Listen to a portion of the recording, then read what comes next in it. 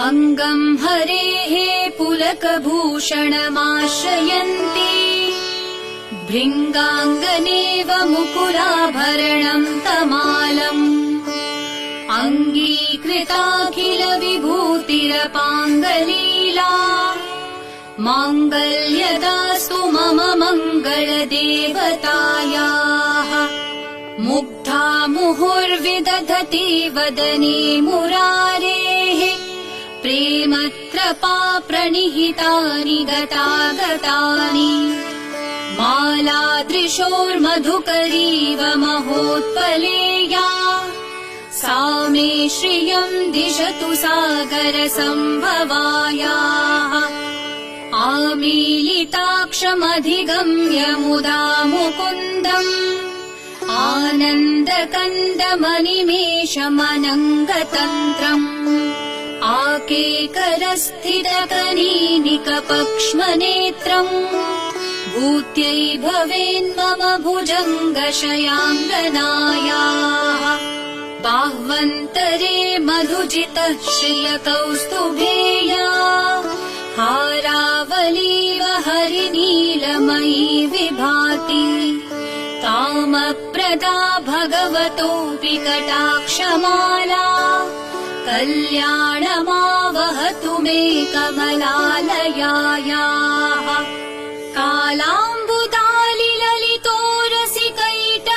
कालाम्बुदालिललितोरसिकैटभारेः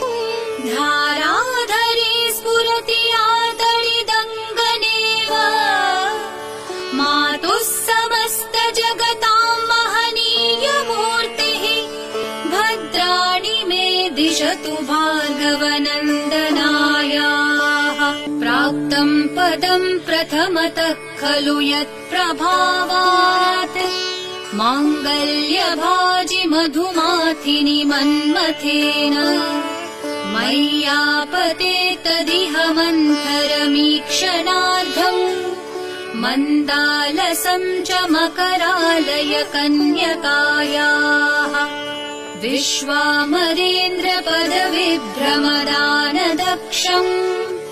आनन्दहेतुरधिकम् मुरविद्विषोऽपि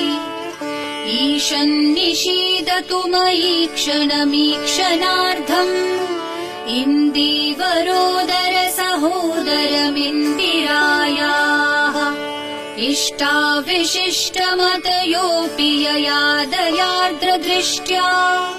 त्रिविष्टपपदम् सुलभम् लभन्ते दृष्टिप्रहृष्टकमलोदरदीप्तिरिष्टाम् पुष्टिम् कृषीष्ट मम पुष्करविष्टरायाः दद्याद्दयानुपवनो द्रविणाम्बुधारा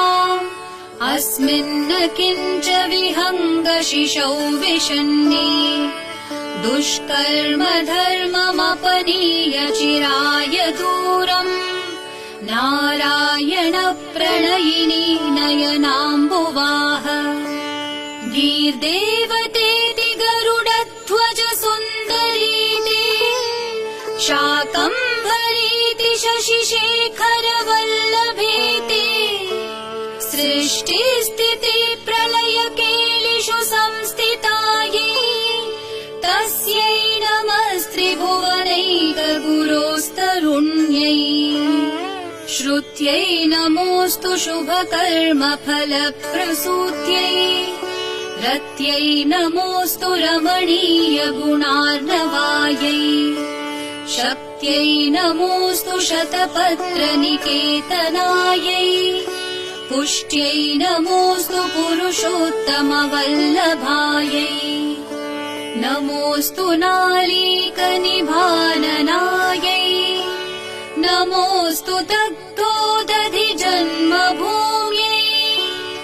नमोऽस्तु सोमामृतसोदरायै नमोऽस्तु नारायणवल्लभायै नमोऽस्तु हेमाम्बुजपीठिकायै नमोऽस्तु भूमण्डलनायिकायै नमोऽस्तु देवादिदयाकरायै नमो नमोऽस्तु शार्ङ्गायुधवल्लभायै नमोऽस्तु देव्यै भृगुनन्दनायै नमोऽस्तु विष्णोरुरसि स्थितायै नमोऽस्तु लक्ष्मै कमलालयायै नमोऽस्तु दामोदरवल्लभायै नमोऽस्तु कान्त्यै कमलेक्षणायै नमोऽस्तु भूत्यै भुवनप्रसूत्यै नमोऽस्तु देवादिभिरर्चितायै नमोऽस्तु नन्दात्मजवल्लभायै सम्पत्कराणि सकलेन्द्रियनन्दनानि साम्राज्यदानविभवानि सरोरुहाक्षि त्वद्वन्दनानि दुरितोहरणोद्यतानि मामेव मातरनिशं कलयन्तु मान्ये यत्कटाक्षसमुपासनाविधिः सेवकस्य सकलार्थसम्पदः सन्तनोति वचनाङ्गमानसैः त्वां मुरारिहृदयेश्वरीं भजे सरसिजनिलये सरोजहस्ते धवलतमांशुकगन्धमाल्यशोभे भगवती हरिवल्लभे मनोज्ञे